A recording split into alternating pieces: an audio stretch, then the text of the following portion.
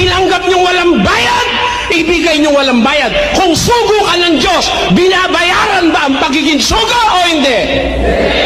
Kung walang bayad ang pagkasugo mo, ang aral mo dapat walang bayad. Amen? Kung nagpapabayad, Antikristo o hindi?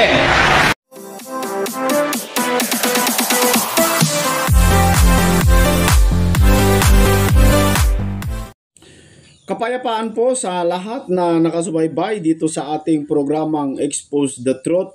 Lubos na ako'y bumabati sa inyong lahat sa pangalan ng ating Panginoong Hesukristo. Magandang araw, magandang umaga, magandang gabi, anumang oras kayo nakikinig dito sa ating programa. Isang katanungan po ng ating kaibigan na nakasubaybay dito sa ating programa, ang gusto ko pong basahin na galing po ito kay kapatid na Christopher Reyes. Ganito ang kanyang concern o tanong. Brother SL TV, meron po ba kayong video ni Brother Eli na pinatunayan niya na hindi Diyos ang kausap ni Moises sa bundok? Salamat po sa Diyos. Naway mapagbigyan niyo po ako.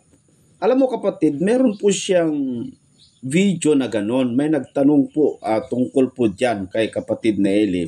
Pero mahirap nating hanapin. Kaya ang may papayo ko kapatid na Christopher, manood ka doon po sa channel ng MCGI para hanapin mo din, no? Bagamat tayo din ay naghahanap, pero wala tayong, hindi ko nakita yung eksakto, no, mga kaibigan. Pero may gusto po akong ipakita, i-share sa iyo na video ng ating kapatid na Eli na bibigyan ko po ng reaksyon na may nabanggit kasi si kapatid na Eli tungkol po doon sa iglesia sa Ilang na nakiusap si Moises sa anghel ng Panginoon. Ang nakalagay kasi sa Biblia mga kaibigan, kung atin pong babasahin bago natin ipalabas yung video ng kapatid na Eli, dito po sa Acts chapter 7, sa verse 37, ito yung Moses na nagsabi sa mga anak ni Israel, palilitawin ng Diyos sa iyo ang isang propeta na gaya ko, sabi niya, mula sa inyong mga kapatid. 38, ito yung naroon sa iglesia sa Ilang na kasama ang anghel na nagsalita sa kanya sa bundok ng Sinai at kasama ang ating mga magulang na siyang nagsitanggap ng mga aral na buhay upang ibigay sa atin. So yung nakipag-usap kay Moises doon po sa bundok ng Sinai, sa burning bush mga kaibigan, ay hindi po talaga ang Diyos, kundi ang kanyang anghel. Tama naman Tama naman yung talata mga kaibigan, ano? So ito yung patunay na hindi po mismo ang Diyos ang nakipag-usap kay Moises, kundi yung kanyang anghel, no? At isa ring itong patunay na hindi Iglesia Katolika ang itinatag ng ating Panginoong Hesukristo. Kasi wala pa si Kristo, hindi pa nagkatawang tao, meron nang tinatawag sa Biblia na iglesia. Ito yung iglesia sa Ilang, na kung saan ito yung inilabas ni Moises mula sa Ehipto, dinala sa Ilang. Yun po yung tinatawag sa Biblia na panganay ng Diyos.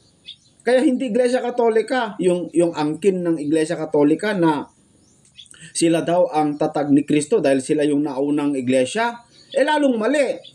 Bakit mga kaibigan? Kung pangunaan lang ang batayan, mas nauna pa sa Budista yun mas nauna pa Budista, mas nauna pa mga Judaismo. Kung pangunahan lang mga kaibigan. Pero hindi mga kapatid, hindi, kundi yung aral. Ang video na aking ibibigyan ng reaksyon sa inyo mga kaibigan, video ni kapatid Nelly, napakaganda po ito. May nagtanong kung ano po yung dapat batayan para makita natin kung ano yung totoong iglesia. Sinagot yan ng ating kapatid na Eli at napakaganda. Narito po mga kapatid, panoorin natin maigi, atin pong siyasatin, atin pong i-analyze yung mga talata at mga paliwanag nating kapatid na Eli. Sigurado ako, mabubuksan ang iyong pangunawa. Narito. Totoo, katotohanan na maraming iglesia sa ngayong now. Hindi naman ako nagtataka kung bakit na nagkaganon. Sapagkat sa Biblia mismo, sinasabi ng Panginoon na maraming lilitaw na mga bulaang propeta. Tama. At syempre, ang mga bulaang propetang yan ay hindi yan nagtuturo ng medisina, sayansya, ekonomiya, politika, kundi Biblia. Pero sa kabila na Biblia, ang kanilang tinuturo, lumalabas na mga bulaan sila. Yun. Precisely, sa aking pagkaunawa ay sapagkat wala silang authority mula kay Kristo. Now, dahil dito, sa dami ng relihiyong ito, ako ay nagsumikap ng kahilingan sa Panginoon na ibigay niya sa akin ang pagkakilala ng tunay niyang iglesia na itinayo ng Diyos. So, sa akin namang sarili, nagpapasalamat ako sa Panginoon sapagkat mayroon pinakita sa akin na 3 batayan ng pagkilala at pagtuklas ng tunay na iglesia. Ayun. Isa Ano yun? ay ang nagpasimula ng iglesia ng Diyos. Na walang iba kundi Diyos din naman ang nagpasimula ng iglesia niya, hindi tao. Tama. Kasi ang itinayo ng tao na iglesia ay iglesia ng tao. Hindi mapapasubalian yan. Pero ang itinayo ng Diyos na iglesia, talagang iglesia nga yan ng Diyos. Yes. Pangalawa, ang isa sa batayan ng pagtuklas ng totoong iglesia na ito ng Panginoon ay yung lugar kung saan nagsimula ang kanyang iglesyang ito. At aking naunawa na ang iglesia ng Panginoon na hindi nagsimula sa Amerika, hindi nagsimula sa Roma, hindi nagsimula sa Pilipinas, hindi nagsimula sa Australia, Yan. Hindi nagsimula o sa kahit man sa panig ng bansa ng mundo maliban sa Israel. Yan. At ang pangatlo, ang panahon ng pagsimula ng iglesia ng Panginoon ay walang iba kundi sa mula nung 33 taon si Kristo hanggang 33, sapagkat yan ang panahon ng kanyang pangangaral na kung saan sinabi niya, itatayo niya ang kanyang iglesia. Yun ang mali. Kaya kung ano ang iglesia ang lumitaw pagkatapos ng Panginoon dito sa lupa, inaakala ko na iyon ay kasama na sa mga bulaang propeta na itinayo. At kung hindi sa Israel nagsimula, kabilang din yun. Sapagkat ang 3 pamantayan ko ay sumasagisag sa 3 katauhan ng Diyos. Ama, Anak, at Espiritu Santo. Pag nagkulang sa 3 ito, lumalabas na hindi tugma.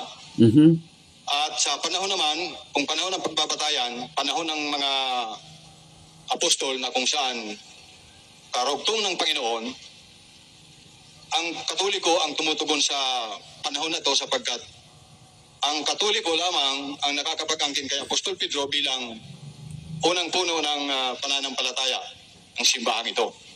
Wala ko yatang alam na nakakapag-angkin kay Apostol Pedro na kanilang unang puno ng simbahan.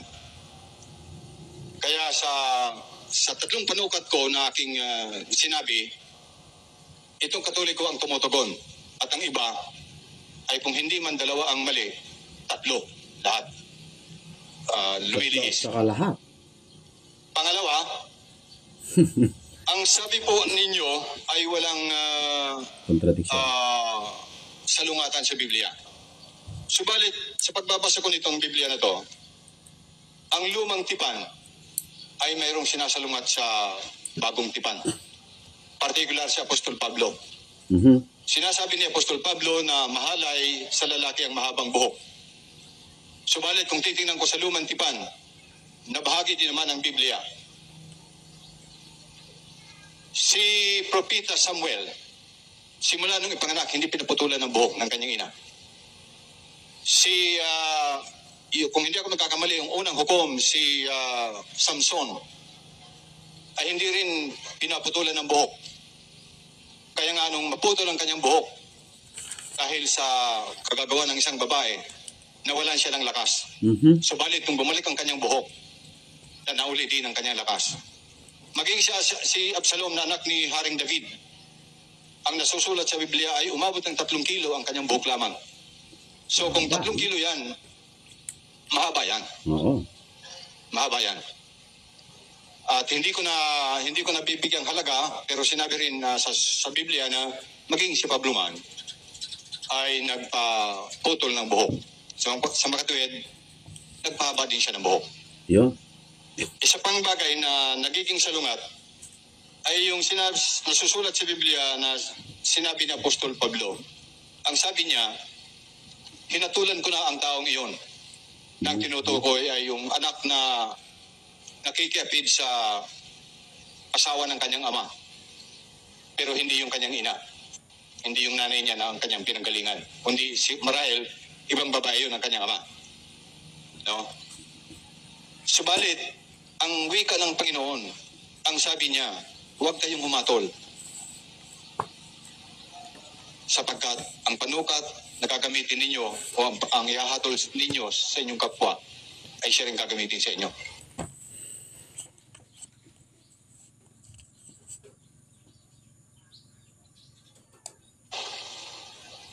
Tatanggapin pa ninyo na ang 3 kong panukat sa tunay na reliyon ay kung sino ang nagtayo, saan ipinag-umpisa at kailan ipinag-umpisa. Yun lamang ko. At maraming salamat. Alam nyo mga kaibigan, itong nagtanong, isang iglesia katolika.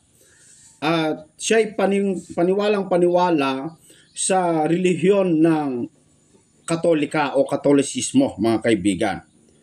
Pero sa tingin ko, itong taong ito na nagtanong kay kapatid na Eli na proud siya na sinabi, Iglesia Katolika lang ang tumutugon ng katotohanan sapagkat Iglesia Katolika lang daw ang nakapag-angkin na si Pedro ay puno ng iglesia.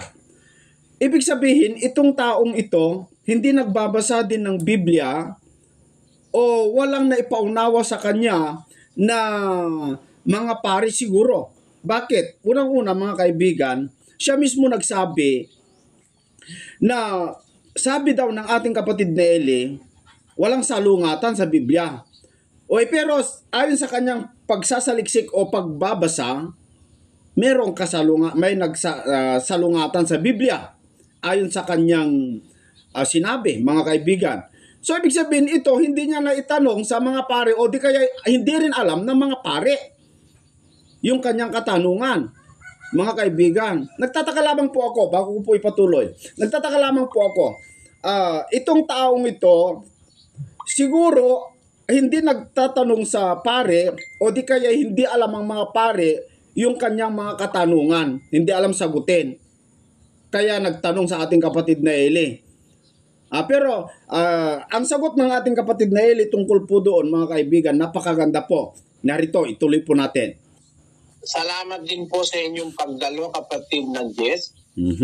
Unang-una, yung pong sinasabi niyong pamantayan, yan po ay isang paraan ng paghatol. Yun. Paghatol yan. Oo, tama. Paghatol based on your own judgment para ang isang iglesia ay mapatunayan yung tama, meron kayong paghatol na ginawa. Binatay nyo doon sa 3 bagay. Na ang wika nyo, yun parang representasyon ng Ama, Anak at Espiritu Santo. Yung mga huwes sa mga korte ng Pilipinas, kumahatol din yan, bawal sa kanilang hahatol na wala silang batayan. Dapat ang batayan nila yung mga batas, articles ng mga ng konstitusyon, yun ang batayan nila. Halimbawa yung kung wala man sa article ng konstitusyon, kailangan yun ay kasama doon sa hatol ng Supreme Court. Kasi pag hatol ng Supreme Court, it becomes a fabric of the law of the land. Although it is not lettered in the Constitution, When it comes from the Supreme Court of the Philippines, it becomes a part of the law of the land. Kaya yung hatol ng mga huwes, binabatay doon sa mga batayan na yun. Tayo, alin ba yung bahay na ang Diyos lang ang may karapatang magtayo? 1 Timoteo 3:15. Ngunit kung ako'y magluwat ng mahabang panahon, ay upang maalaman mo kung paano ang dapat sa mga tao na ugaliin nila sa bahay ng Diyos, na siyang iglesia ng Diyos na buhay at haligi at saligan ng katotohanan. Ang bahay na ang Diyos lang may karapatang magtayo, yung iglesia. So tama po kayo ron. Magkaisa tayo ron, kapatid na Jen. Ako din. Diyos lang ang pwedeng magtayo ng iglesia. Yes. Tama. Kaya lang, hindi po totoo, kapatid, na ang iglesia ay nagpasimula sa panahon ni Kristo. Yes. Anyo 30 hanggang 33. Doon hindi po ako payag doon. Yes. Kasi ang iglesyang itinayo ng Diyos ay itinayo bago pa ipinanganak si Kristo. Pakinggan nyo sa isang talata ng Gawa ng mga Apostol, Kapitulo 7, versikulo 37.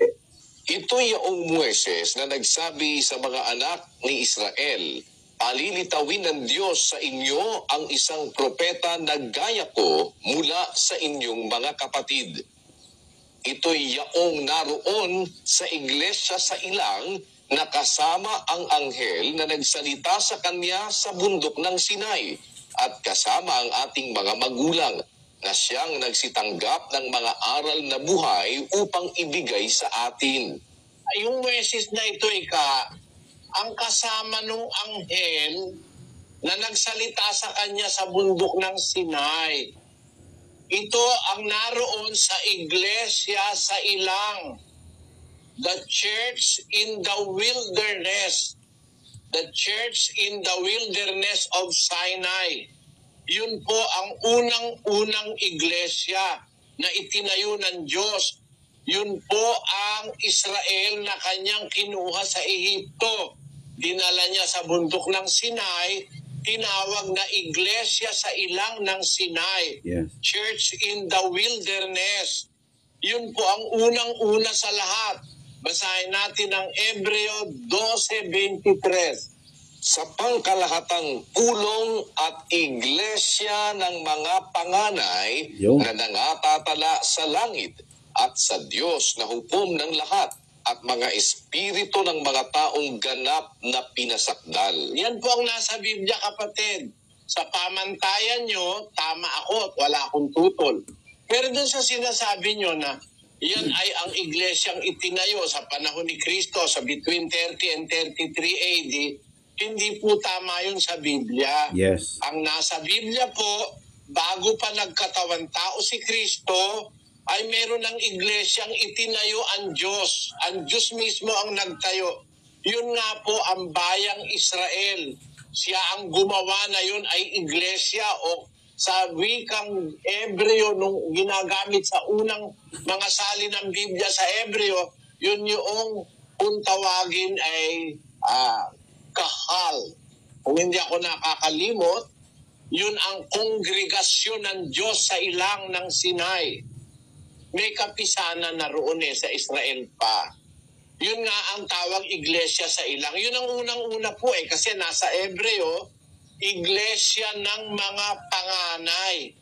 Wala naman pong mauuna pa sa panganay Yes. kahit sa anak. Ang una sa lahat, panganay. Ang tawag ng Apostol Pablo, iglesia ng mga panganay. Sino ba yung mga panganay na yon? Sa 4:22 ng Exodo, nakasulat po'y ganito. At iyong sasabihin kay Faraon, ganito ang sabi ng Panginoon, ang Israel ay aking anak, aking panganay. Ang panganay ng Diyos ay ang Israel. Kaya sabi ng Panginoon kay Moises, palayain mo yung aking bayan, yung aking panganay na bayang Israel. Sabi ng Panginoon, sabihin mo kay Faraon, ganito ang sabi ng Panginoon, ang Israel, ang aking anak, aking panganay. Kaya kapatid, ang iglesia ng mga panganay ang Israel. Yan po ang kauna-unahang iglesia. ang leader niyan hindi si Pedro. Yun. Ang leader po niyan si Moises. Basahin natin ang 7:30. Ito talaga kasi mga Katoliko kasi mga kaibigan, kung ano-ano yung inaangkin nila, no? Napakaganda po yung mga sinabi ng kapatid na Eli at hindi talaga Katoliko ang panganay o Katoliko ang nauna. Kasi kung titignan po natin ay kung paramihan lang at pangunahan lang ang batayan, hindi Katoliko. Kasi nauna dyan ang Budista, no? Pero ang pinakanauna dito sa aking nakikita ay mga paganismo. Kaya dito pa lang makikita natin mga kapatid, hindi po Iglesia Katolika ang totoo, kundi yung iglesia na kung saan ang pinamumuno o pinamunuan ni Moises, at yun po yung iglesia sa ilang na tinatawag sa Biblia na mga panganay. Napakaganda po, no? Ituloy natin. Ng gawa. At nang maganap ang 40 taon ay napakita sa kanya ang isang anghel sa ilang ng bundok ng Sinai sa ningas ng apoy sa isang mababang punong kahoy. At nang makita ito ni Moises ay nanggilala sa tanawin, at nang siya'y lumapit upang pagmasdan ay dumating ang isang tinig ng Panginoon. Ako ang Diyos ng iyong mga magulang, ang Diyos ni Abraham at ni Isaac at ni Jacob. At si Moises ay nanginig at hindi nangakas tumingin. At sinabi sa kanya ng Panginoon, alisin mo ang mga pangyapak sa iyong mga paa, sapagkat ang dakong kinatatayuan mo ay lupang banal. Totoong nakita ko ang kapighatian ng aking bayang nasa Ehipto, at narinig ko ang kanilang hibik, at ako'y bumaba upang sila'y iligtas. At ngayoy halika, susuguin kita sa Ehipto. Ang Moises na ito na kanilang itinakwil na sinasabi, sino ang sa iyo'y naglagay na puno at hukom? Ay siyang sinugo ng Diyos na maging puno at tagapagligtas sa pamamagitan ng kamay ng anghel na sa kanya'y napakita sa mababang punong kahoy. Yung Ang Moises na ito ay siyang sinugo ng Diyos na maging puno at tagapagligtas sa Israel. Kaya yung unang iglesyang sa Diyos, iglesia sa ilang, ang puno-puno hindi si Pedro, si Moises. si Moises. Kung nalalaman lang natin ang buong pangyayari, hindi tayo maliligaw. Yes. Iyan pong Israel, iyan po'y iglesia, kauhal. Ang kahulugan sa wikang Ebreo ay kauhal. Nandun po yan sa diksyonaryo ng Ebreo. Maputol ko lamang po mga kaibigan. So kapatid na Christopher, kung napakinggan mo po yung binasa ng ating kapatid na Eli doon po sa Gawa, Kapitulo 7 sa versikulo 35, yung nakipag-usap si Moises, mga kababayan, doon po sa punong kahoy o sa tinatawag nilang burning bush, no? Doon sa ilang, hindi po mismo ang Diyos ang nakipag-usap sa kanya, kundi yun po ay anghel ng Panginoon. Yun po yung nakipag-usap. Kaya sana kapatid na Christopher ay nasagot po yung gusto mong malaman, na hindi po si kapatid na Eli ang nagpapatunay na anghel yung nakipag-usap doon po sa burning bush, kundi Biblia po. Mababasa yan sa Acts chapter 7 verse 30 hanggang 38. Kung basahin mong mabuti ay yung anghel talaga yung nakipag-usap kay Moises doon po sa burning bush, kaibigan. So sana nakatulong itong video na binigyan ko ng reaksyon sa iyong katanungan. Ituloy natin yung sagot ng kapatid na Eli doon po sa nagtanong sa kanyang pamantayan kung ano po yung tunay na iglesia. Dito pa lang mga kaibigan ay makikita na natin na hindi Iglesia Katolika ang itinatag ng ating Panginoong Hesukristo, sapagkat hindi pa nagkatawang taong Panginoong Hesukristo ay natatag na o meron ng itinatag o itinayo ng Panginoong Diyos na iglesia na tinatawag na iglesia sa ilang, na ang unang namuno dito ay si Moises, mga kababayan. Napakaganda po ito ituloy natin. Ng mga terminong bibliko. 6951 of the Hebrew Dictionary of Biblical Terms, kauhal is an assemblage, as an assembly, a congregation, a company, which is the equivalent of assembly in the New Testament na kung isalin ay iglesia. Kaya sa Israel pa lang, panahon pa ni Moises, hindi pa nagkakatawang tao si Kristo, may iglesia na po. Ang Diyos ang nagtayo nun. Kaya ang sabi ni David, panahon pa ng Israel, malibang itayo ng Diyos ang bahay, walang kabuluhang nagsisigawa ang nagtatayo ng mga yaon. Kaya talagang ang Diyos ang dapat na magtayo. At ang kauna-unang itinayo ng Diyos ay ang Israel bilang iglesia sa ilang o iglesia ng mga panganay. Kaya lang nang mamatay po si Moises at ang mga tapat na taga-akay ng Israel, pinagsamantalahan ito ng mga pastor. Ano ang nangyari sa Israel? Basahin natin ang Ezekiel. Sa kanila, sa mga pastor, ganito ang sabi ng Panginoong Diyos sa aba ng mga pastor ng Israel na pinakakain ng kanilang sarili. Hindi ba dapat pakanin ng mga pastor ang mga tupa? Kayo'y nagsisikain ng gatas at kayo'y nangananamit sa inyo ng lana. Inyong pinapatay ang mga pinataba, ngunit hindi ninyo pinakakain ang mga tupa. Hindi ninyo pinalakas ang payat, o inyo mang pinagaling ang may sakit, o inyo mang tinalian ang may bali, o inyo mang ibinalik ang iniligaw, o inyo mang hinanap ang nawala, kundi inyong pinagpunuang may karahasan at may kahigpitan. Ganyan ang Katoliko At sila'y nangalat dahil sa walang pastor, at sila'y naging pagkain sa lahat ng hayop sa parang, at sila'y nangalat. Noong ang Israel Alam nyo mga kaibigan, ganyan ang Katoliko Walang pakialam sa kanilang miyembro Ang importante lang ay magbigay ng donasyon, makapag-abuloy. Yung mga politiko na Katoliko, mga kababayan, ay walang pakialam ang mga pare kung nambababae o nakikipagsabungan yung miyembro po nila. Hindi nila hinahanap. Hindi sila concerned. Yan po ang totoo, mga kababayan. wala na si Moises at yung mga tapat na saserdote, pinagsamantalahan ng mga pastor, nangalat tuloy.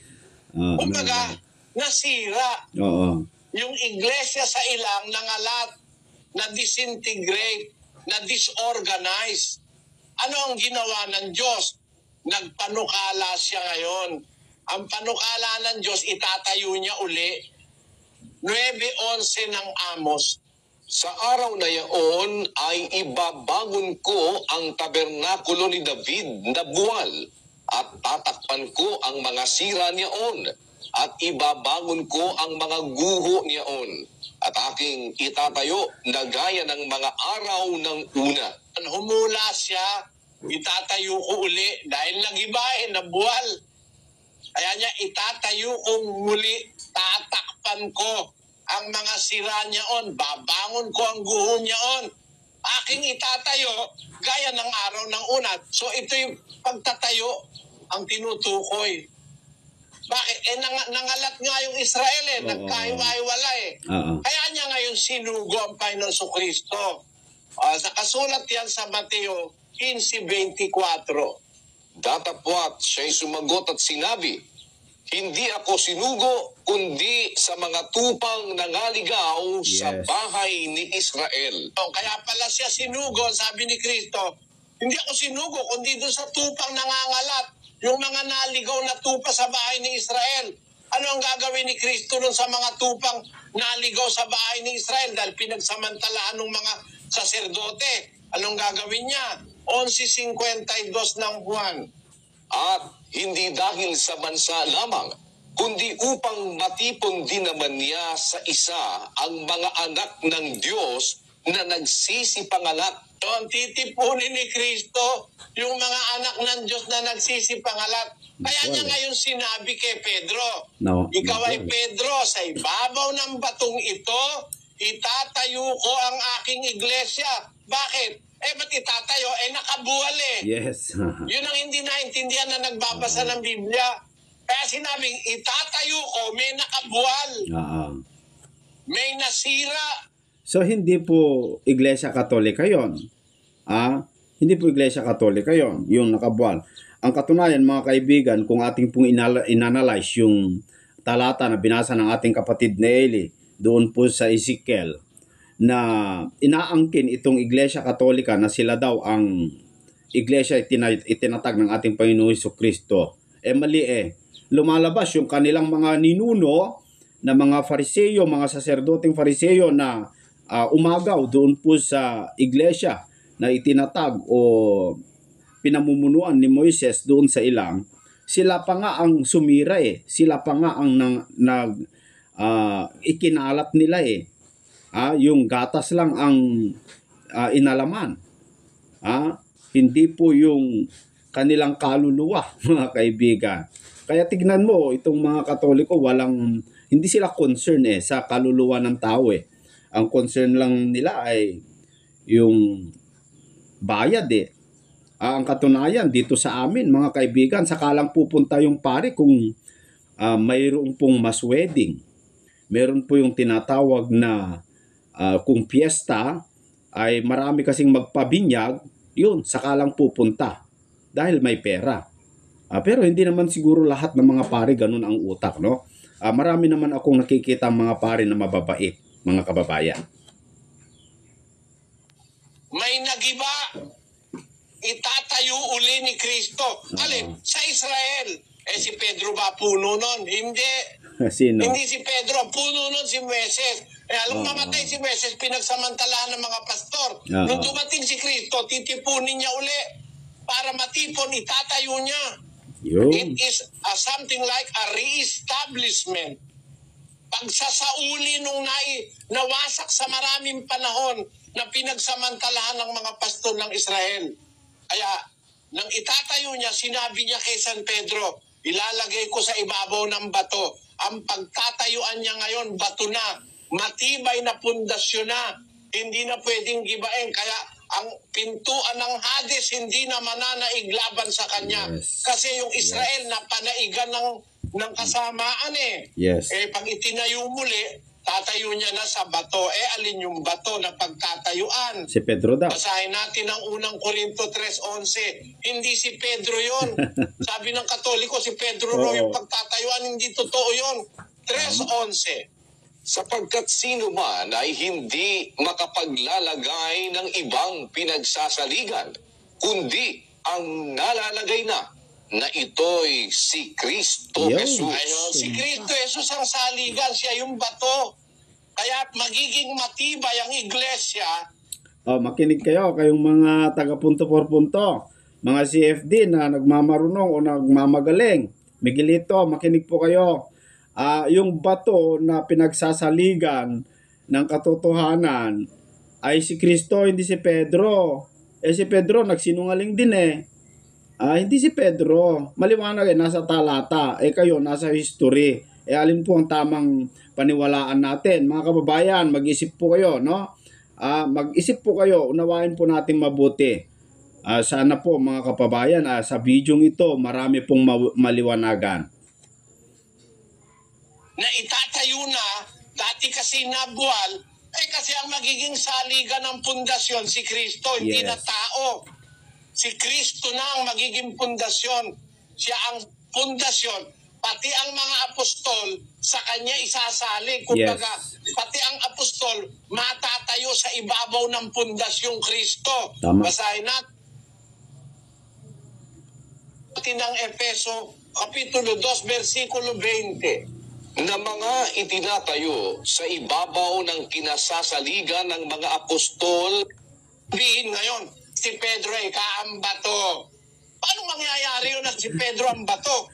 Mismo siya, nakasalalay siya kay Kristo. Yes. Si Kristo ang pangulong bato sa panulot. Sabi ni San Pablo, itinayo sa ibabaw ng kinasasaligan ng mga apostol at ng mga propeta, si Kristo Jesus din ang pangulong bato sa panulot na sa kanya ang buong gusali na kalapat na mabuti ay lumalago upang maging isang templong banal sa Panginoon. Yan ang iglesyang totoo. Yung natayo sa ibabaw ni Kristo, hindi natayo sa ibabaw ni Pedro. Kasi pati si Pedro, doon din nakatayo sa ibabaw ng Kristo. Yun ang kanyang batayan, yun ang kanyang stronghold. Doon siya nakabaon, si Pedro. Hindi si Pedro ang pagbabaunan o pundasyon. Si Kristo ang pundasyon ng tunay na iglesia sa Biblia. At ang tawag diyan, kapatid, ay iglesia ng Diyos. Yan ang binili ni Kristo ng kanyang sariling dugo. 20:28 ng gawa sa Bibliang Katoliko. Basahin mo, kapatid na Luz. Ito po ang sabi, ingatan ninyo ang inyong sarili at ang buong kawan na pinaglagyan sa inyo ng Espiritu Santo bilang mga tagapamahala upang pamahalaan ang iglesia ng Diyos na kanyang tinubos ng sarili niyang dugo. Yun ang iglesyang tinubos ng dugo ni Kristo. Ang iglesia ng Diyos. Ayon sa Biblia, sa lahat ng Biblia yan po ang nakasulat. Kaya tama yung sinasabi ni kapatid na Jess na ang isang pamantayan ang dapat Diyos ang nagtayo, hindi tao. At ang unang itinayo ng Diyos na iglesia, ang iglesia ng mga panganayang Israel. Na ito nang mawasak dahil pinagsamantalahan ng mga pastor, isinugo niya ang anak niya para ipunin at itayo. At ito'y naitayo sa ibabaw ng pundasyong bato na ang batong yaan ay si Kristo. Yes. Ngayon, saan niya nag-umpisa? Tama rin si kapatid na Diyos doon, sa Israel nag-umpisa yan. Hindi yan sa Roma nag-umpisa, hindi yan sa Pilipinas, hindi sa Amerika, sa Israel nag-umpisa. Kailan niya nag-umpisa? Hindi nung anyo 30. Nag-umpisa yan bago pa anyo 30. Yes. Sa panahon pa ni Moises, pagkalabas nila sa Ehipto, nag-umpisa na ang tunay na iglesia o bahay ng Diyos. No. Ngayon, para patunayan yan, kapatid, no panahon pa ni Moises yan, basahin natin ang Hebreo 3:1. Kaya, mga banal na kapatid, mga may bahagi sa pagtawag ng kalangitan, inyong isipin ang apostol at dakilang saserdote na ating kinikilala, si Jesus, na siya'y tapat sa naglagay sa kanya, na gaya rin naman ni Moises sa buong sangbahayan niya. Tamo, sa sangbahayan ng Diyos o sa iglesia ng Diyos, tapat si Moises. Kaya lang, dumating yung panahon, pinalitan na siya ni Kristo. Para lang si Moises tapat, si Kristo naman tapat din. Kaya nagkaroon ng pagkakaiba ng tagapamahala. Unang tagapamahala si Moises, ang sumunod si Kristo sa bahay ng Diyos, na ang bahay ng Diyos ay ang iglesia. Ngayon, kailan panahon niya nag-umpisa? Sa panahon na kung ayon sa turing ng mga scholar ay 1200 BC. Sa panahon ni Moises, nang ilabas niya ang Israelita mula sa Ehipto. Yan po ang dapat yung mapansin, kapatid. Doon nag-umpisa yan. At ang nagtayo, ang Diyos, ang unang tagapamahala, si Moises. Pagdating ng panahon, di sinugo si Kristo. Sabi ni Pablo, si Moises ay tapat, si Kristo naman ay tapat. Siya ay tapat sa naglagay sa kanya. Gaya rin naman ni Moises sa buong sambahayan niya. Kaya yun ang span of time na nilalakad ng istorya tungkol sa tunay na iglesia. Pero para sabihin na ang iglesia, ang unang puno ay si Pedro, hindi po puno si Pedro ng iglesia, kapatid.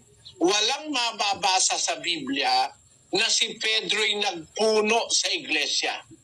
Nung kasalukuyan ng mga apostol, ang namumuno po ay si Kristo. 3:6 ng Hebreo. Datapwat si Kristo, gaya ng anak, ay puno sa bahay niya. Ayun, si Lang- Kristo, gaya ng anak ay puno sa bahay niya. Ang namumuno sa panahon ng ating mga apostol ay ang Panginoon Kristo. Gaya ni Moises, siya ang namuno sa panahon ng Israelita. Pagdating ng panahon ni Kristo, siya naman ang puno. Ngayon, bago po man... So, kung atin pong i-analyze yung aral o ipinapangaral ng ating kapatid na Eli, napakaganda napakaganda yung pagsunod-sunod. Nauunawaan kong maganda yung mga paliwanag ng ating kapatid na Eli. Kasi kung atin pong i-analyze, so mula paglabas ng mga Israel doon po sa Ehipto, yun po yung mga tinawag na iglesia ng Diyos. At ang tawag doon ay iglesia sa ilang. Na yun po yung tinatawag na anak ng Diyos o iglesia ng mga panganay, mga kaibigan. So, pero nung namatay si Moises, yung mga pumalit bilang naging saserdote o naging humalili kay Moises, lumalabas itong mga Fariseo kasi ang lumalabas na pumalit o nagtuloy-tuloy dito sa iglesia sa ilang na pinamumunuan ni Moises. Pero ayon sa binasa ng ating kapatid na Eli doon po sa Ezekiel, itong mga pumalit walang ibang ginawa, hindi yung para ayusin, para pakainin yung tupa, kundi ito ay pinabayaan lang. Ang ininteres lang nila ay yung pera, yung gatas. Sabi nga sa talata, mga kaibigan. So, alam nyo mga kaibigan, hanggang ngayon, kung titignan natin, ang humalili kay Moises hanggang kay Zacarias na matuwid, maganda yung pamamahala dun po sa iglesia, sa ilang, hanggang kay Zacarias. Pero yung mga pumalit na mga Fariseo, mga scribe at mga Fariseo na naging ganid sa sakim sa pera, sakim sa posisyon, sila yung sumira doon po sa iglesia. Parang ganun. Ewan ko lang kung magkamali po ako, mga kaibigan. Ewan ko lang kung magkakamali po ako. Na kung atin pong titignan ang talagang kasaysayan, mga Katoliko talaga yung sumira. Nag-interes sa iglesia para pagkaperahan. Yun po ang akin naunawaan. Ewan ko lang kung sang-ayon kayo, mga kababayan, no? Ituloy natin. Napakaganda napakaganda. Kaya nga sabi ko, i-analyze natin Hik sa langit ang Panginoong Kristo, sino ang inihalal niya na magiging tagapamahala ng iglesia bago siya pumanik sa langit? Pakinggan nyo sa Colosas 1:24. Ngayon nagagalak ako sa aking mga hirap dahil sa inyo at aking pinupunan sa akin ang kakulangan ng mga hirap ni Kristo sa aking laman dahil sa kanyang katawan na siyang iglesia, na ako'y ginawang tagapangasiwa nito ayon sa pamamahala na mula sa Diyos na ibinigay sa akin para sa inyo upang maipatupad ang salita ng Diyos. Ang sumunod pa lang na muno, si Apostol Pablo. Hindi si Pedro. Hindi si Pedro. Kapatid, napakaligaw na si Pedro ang puno. Meron ba naman puno, inaatake ni Pablo? Yun lang. Kung si Pedro ang puno, inatake nga siya dahil gumagawa siya ng hindi tama Basahin natin ang Galacia sa Kapitulo 2, kapatid na Daniel. Ganito ang sabi ni Pablo kay Pedro. Ngunit nang dumating si Cephas sa Antioquia, ay sumalansang ako sa kanya ng mukhaan sapagkat siya'y nararapat hatulan. Sapagkat bago nagsidating ang ilang mula kay Santiago, ay nakisalo siya sa mga hentil. Ngunit nang sila'y magsidating na, siya'y umurong at humiwalay sa mga hentil. Palibhasa'y natatakot sa pagtutuli. At ang ibang mga Hudyo ay nangagpakunwari rin namang kasama niya. ano pat pati si Bernabe ay nabuyo sa kanilang pagkukunwari. Ngunit nang aking makita na hindi sila nagsisilakad ng matuwid ayon sa katotohanan ng Ebanghelyo, sinabi ko kay Cephas sa harapan nilang lahat, kung ikaw na Hudyo ay namumuhay gaya ng mga Hintil at di gaya ng mga Hudyo, bakit mo pinipilit ang mga Hintil na mamuhay na gaya ng mga Hudyo? Ayun, pinagsabihan niya si Pedro sa harapan ng lahat ng mga apostol Kasi siya ang may karapatan, siya ang inilagay ni Kristo na para magpatuloy ng kanyang trabaho bilang tagapangasiwa ng iglesia, hindi si Pedro, kapatid. Kung si Pedro, biro mo, Papa, pinagsasabihan ni Pablo. Hindi naging Papa sa Roma si Pedro. Oo. Dahil hindi siya destino sa Roma. Yes. Si Pedro ay apostol sa mga Israelita at hindi para sa Hintil. Oo. Wala sa kanyang autoridad ang mga Hintil. Miski si Pedro mismo, kumikilala sa authority ni Pablo. Basahin natin ang sulat ni Pedro sa 2 Pedro 3:15. At inyong ariin na ang pagpapahinuhod ng ating Panginoon ay pagliligtas, na gaya rin naman ni Pablo na ating minamahal na kapatid, na ayon sa karunungang ibinigay sa kanya ay sinulatan kayo. Gayon din naman sa lahat ng kaniyang mga sulat, na dooy sinasalita ang mga bagay na ito, na dooy may ilang bagay na mahirap unawain, na isinisinsay ng mga di nakaalam at ng mga walang tiyaga, na gaya rin naman ang kanilang ginagawa sa ibang mga kasulatan sa ikapapahamak din nila. Kinikilala ni Pedro yung karunungang na kay Pablo Sabi niya sa mga kapatid, sabi ni Pedro, alalahanin ninyo ang pagpapahinuod ng Panginoon ay pagliligtas. Gaya rin naman ni Pablo na ating minamahal na kapatid. Pinagsabihan na siya ni Pablo, mahal niya pa rin si Pablo kasi yun ang tagapangasiwa niya Mas mataas si Pablo kaysa sa kanya Ang katunayan, sabi niya, ariin niyo yung kanyang mga sulat, may mga karunungan doon, mahirap unawain. Kita mo? Kaya kapatid, hindi totoo na si Pedro ang nangasiwa sa iglesia o unang papa, kundi ang nangasiwa pagpanig sa langit ni Kristo ay si Apostol Pablo.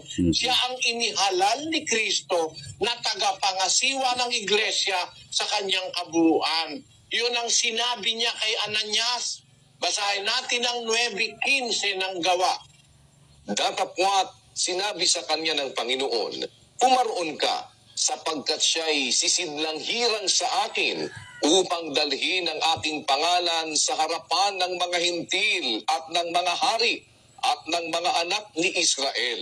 Si Pablo ang wika ay sisidlang hirang sa akin, a chosen vessel unto me, to bear my name before the Gentiles and kings and the children of Israel. Nasakop niya pati ang Israel ng pangangasiwa ni Apostol Pablo.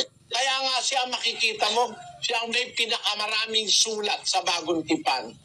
Pati sa mga Ebreo, sumulat siya. Pati sa mga Romano, sa mga taga-Corinto, taga-Thessalonica, ang may pinakamaraming sulat na nagtuturo si Apostol Pablo. Kasi siya ang inihalal ni Kristo na tagapangasiwa ng iglesia pagkapanig niya sa langit. Yun po ay ang nakasulat sa Biblia. Ngayon, nabasa nyo, bakit si Pablo humahatol? Bawal naman ni Kristong humatol. Hindi po bawal ni Kristong humatol, kapatid. Wala pong contradiction sa Biblia. Sino ba yung binawalan ni Kristong humatol? Basahin natin ang Mateo 7:1. Huwag kayong magsihatol upang huwag kayong hatulan. So, alam niyo mga kaibigan, dito sa babasahin ng ating kapatid na Eli, dito rin kasi kung minsan hindi nauunawaan ng iba na sinasabi kahit yung mga born again, kahit yung mga ibang mga sekta, sinasabi nila bawal ang humatol, kaya huwag kang humatol para hindi ka hatulan. Hindi nila nauunawaan itong parteng ito. Pero sa pagpapaliwanag ng ating kapatid na Eli, napakaganda po yung kanyang paliwanag dito kung sino yung dapat humatol, ano yung dapat nilang ipanghatol. Hindi po gaya ng Iglesia Katolika. Yung nga yung sinasabi nilang pandagdag at saka pambawas sa Biblia Kaya okay lang daw. Kaya para sila magdagdag, okay lang para sa kanila. Pero pakinggan po natin.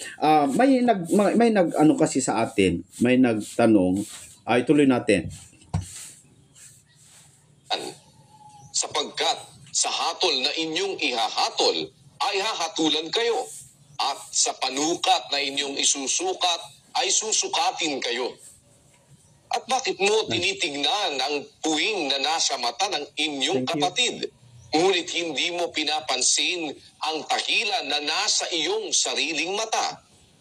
O paanong sasabihin mo sa iyong kapatid, pabayaan mong alisin ko ang puwing sa mata mo, at narito ang tahilan sa iyong sariling mata? Ikaw na mapagpaimbabaw, alisin mo muna ang tahilan sa iyong sariling mata, at kung magkagayoy, makikita mong malinaw ang pag-aalis mo ng puwing sa mata ng iyong kapatid. Alam, pinagbabawalang humatol yung mga mapagpaimbabaw. Nahahatol-hatol, siya man may masamang ginagawa. Ang kapatid mo may puwing lang. Ikaw naman ang nasayo, tahilan. Pwede mo bang alisan ng puwing yun yung mata mo na may tahilan? Lalo mong ipapahamak dahil di mo makikitang masyado Yes. Ang utos ni Kristo, alisin mo muna yung tahilan sa mata mo. Mas malaking barayan bago mo alisin ang puwing sa mata ng kapatid mo. Ano ibig sabihin? Ikaw muna ang maglinis. Bago yung kapatid mo, ilinisin mo, hatulan mo, alisin mo yung puwing. Masama bang alisin ang puwing? Hindi po masama. Masama bang humatol? Hindi. Ang kailangan lang, bago ka humatol, ay ikaw muna, ituwid mo muna yung sarili mo. Yun ang ibig sabihin ni Kristo. Hindi naman totally bawal humatol. Basahin natin ang Juan 7:24. Huwag kayong magsihatol ayon sa anyo, kundi magsihatol kayo ng matuwid na paghatol. Ayun. Huwag kayong hahatol ng ayon sa anyo, kundi humatol kayo ng matuwid na paghatol.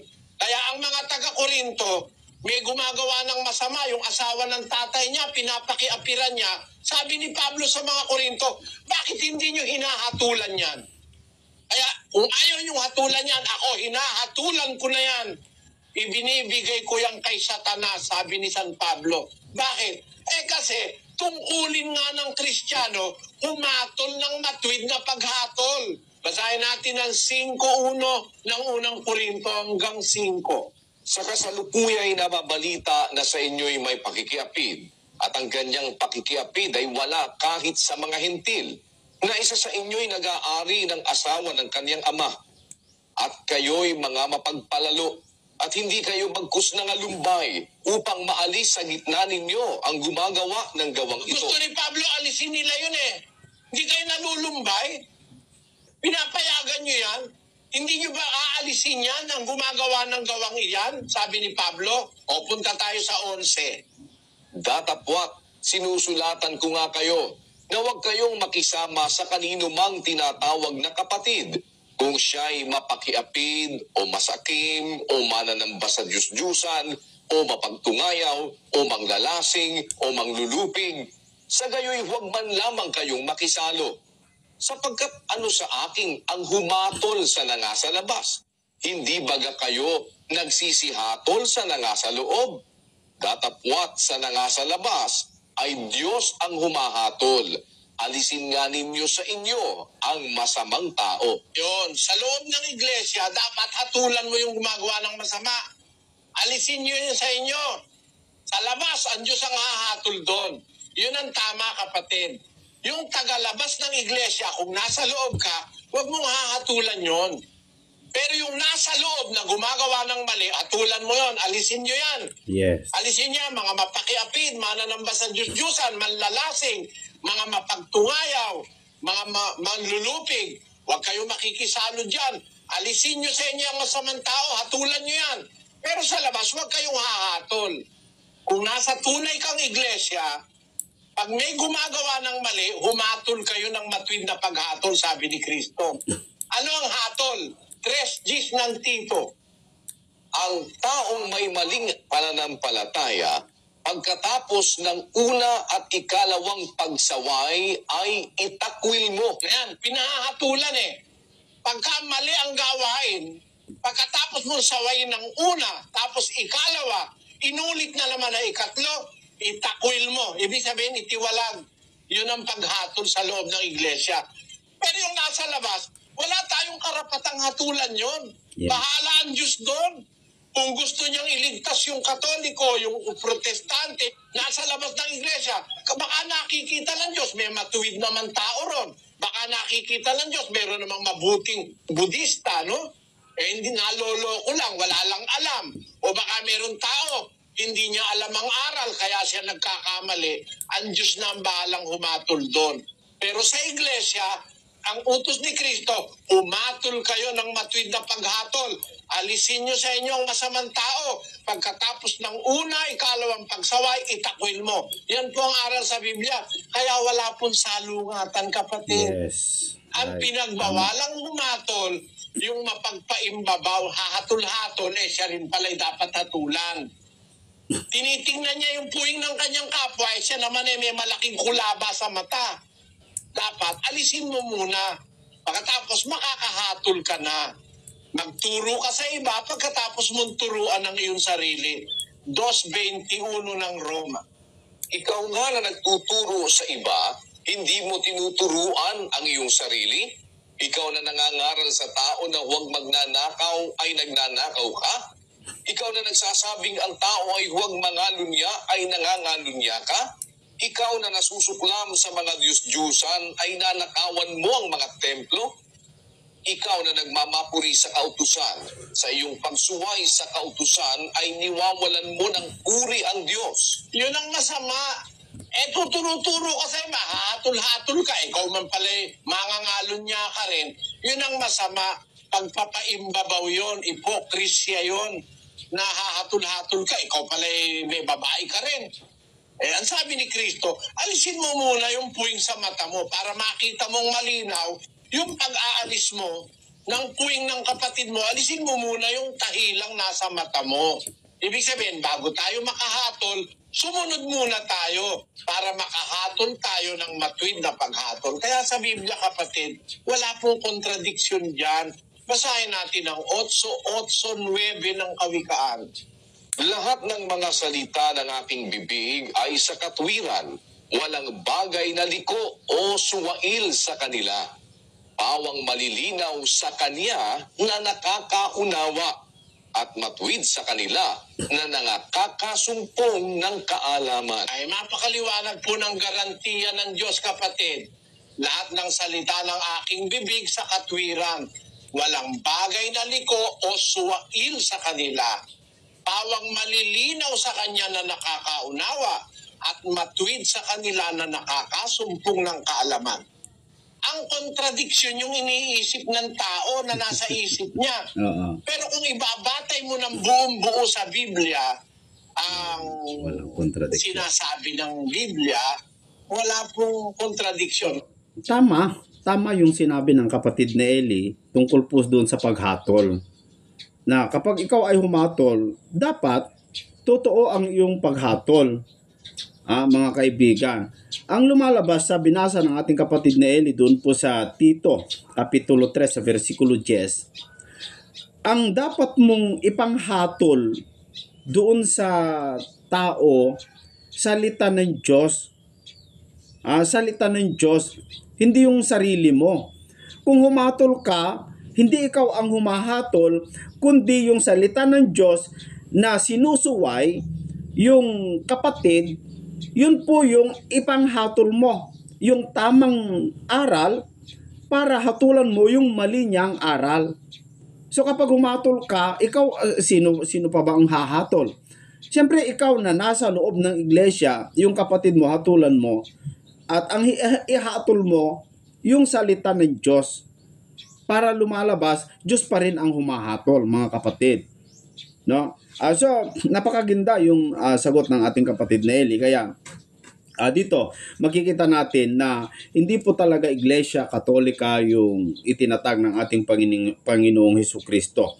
Kasi po, yung angkin nila, Sa bagay, angkin lamang po yon, hindi naman po nakasulat sa Biblia na si Pedro talaga ang unang papa sa Roma. Kasi kung si Pedro man ang papa, unang papa sa Roma, baka hindi si Pedro na alagad ni Kristo. Kasi yung Pedro na alagad ni Kristo, iba yung ugali, iba yung tradisyon ng mga Katoliko na ginagawa nila doon po sa aral o doon po sa turo ni Apostol Pedro, yung natutunan niya sa ating Panginoong Jesucristo. Unang-una, yung aral ni Kristo na sinusunod ni Pedro ay huwag kang patawag na ama. Dito makikita natin na si Pedro, yung alagad ni Kristo, ayaw patawag na ama. Pero itong Iglesia Katolika, yung Pedro nila na namumuno sa Iglesia Katolika, nagpatawag ng Papa. At ikalawa, yung Pedro na alagad ni Kristo ayaw paluhod, ayaw luhuran. No? Pero itong mga Iglesia Katolika, itong si Saint Peter nila, Saint Peter III nila, gustong-gusto niya yung paluhuran o niluluhuran. Gaya yung nakikita po ninyo sa screen na kung saan buhat-buhatin itong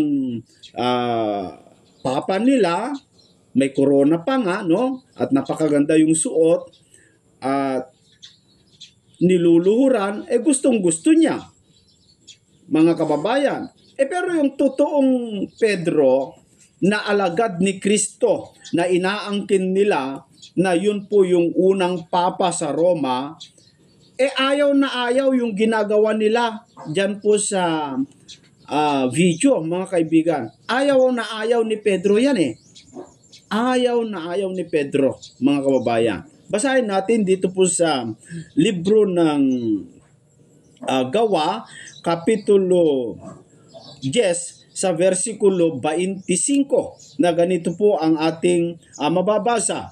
Anong si Pedro ay pinatawag ni Cornelio para ibahagi ang totoong aral ng Diyos. Kasi si Cornelio, may takot siya sa Diyos ng Israel.